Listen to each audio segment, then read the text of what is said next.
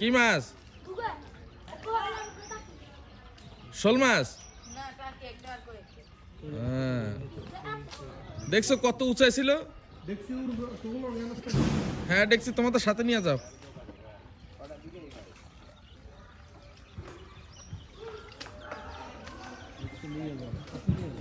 আর আস্তে আস্তে হাতাও, বেশি জোরে হাতালে মাছ সব মাটির নিচে থেকে যাবে।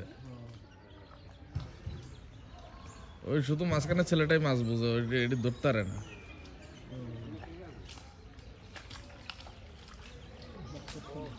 হ্যাঁ